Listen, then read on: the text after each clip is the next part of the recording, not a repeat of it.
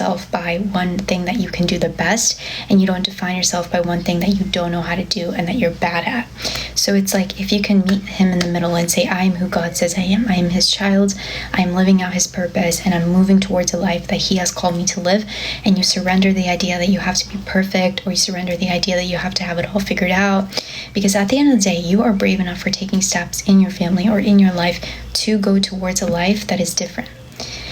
And it's not easy to be a Christian. It's not easy to go a different path that is smaller, that is shorter, and that is different than everybody else's, because you know how easy it is to follow the crowd and how hard it is to have a voice and stand up for yourself. A lot of people just want to go one way, but you have to understand that that way is going to lead you to the same place that everybody else is going, the same rabbit hole, the same circumstances, the same circles that keep repeating, and the same lies of the enemy, when the Lord wants to create new loops in your life and he wants to create new opportunities. So it's about, what can you surrender today? What are you clinging on to that you were already called to live, or that you were already called to let go of? And sometimes we're like, well, how do I know I've been delivered from the situation? You have to take that step as well, because you can ask for help when it comes to healing from it, from heartbreak, from the sin patterns that you struggle with, but you also have to be the one to want to change at the end of the day. It's like saying, oh, I want to go to the gym and I want to have, I want to be stronger, but then it's like not taking the steps to do that. And it's making up excuses, because that's what we tend to do. We tend to make up excuses to feel comfortable with our circumstances. When we want to change, we need to not make up excuses, and we need to see, what can I pick and choose out of my life that will make me be a stronger version of myself, that will make me be a wiser version of myself. And from then on, you can take that wisdom and you can grow from it. And I think this is so powerful, where God gives great callings to flawed people, and it talks about the story of Samson and how he literally did the unthinkable things that you think that we could never be forgiven from. He was, and yet he was rewarded for actually moving forward from that. Because again, adversity, it doesn't limit you, it actually teaches you and it blesses you, and you will realize that it's actually the greatest gift to deal with adversity and to overcome things that you never think you could overcome. Because imagine a life with no pain and no struggle. How would you differentiate the difference between I made it and I did it and I overcame it, versus everything's going well and I don't know anything else? Because then you don't know the difference, right? How can you have good and how can you have bad? You have to have a balance of both, because both equally balance in your life and they equally teach you different things.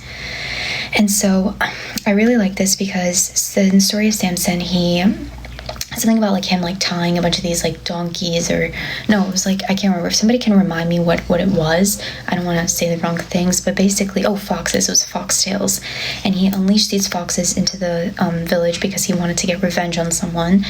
And in the story, then he was arrested and he was handcuffed, and then the Spirit of the Lord broke him free from what held him.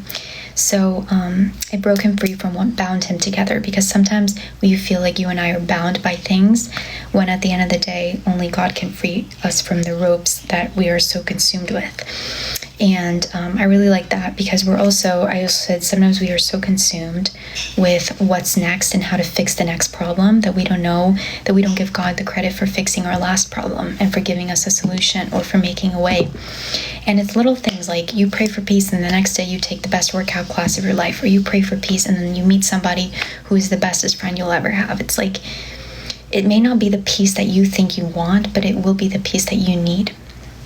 And I truly believe that everything that comes to you is something that serves a greater purpose in your life, and something that teaches you more about yourself and more about strength and more about how to overcome things.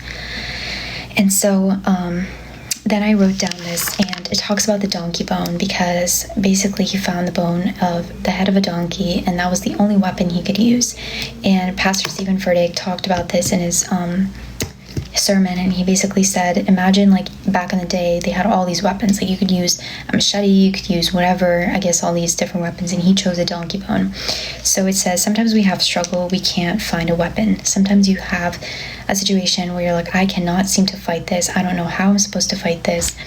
But then God says the worst weapon with him is better than one without him. So it's the donkey jawbone is better than the machete back in the day, or it's better than the wooden stick, or it's better than a bow and arrow, because to have a weapon that is with God is something that you know you can fight because he's the one that made it for you. So it may not be something that you think you need, that you think you want, but it's something that you will eventually need. So it's like there's a reason why you're given certain situations that teach you how to be stronger, that teach you how to think wiser, that teach you how to be better, teach you how to get up in the morning earlier. And it's like there are sometimes things that feel difficult in the moment, but they shape you and they turn you into a better person. Every single situation, no matter how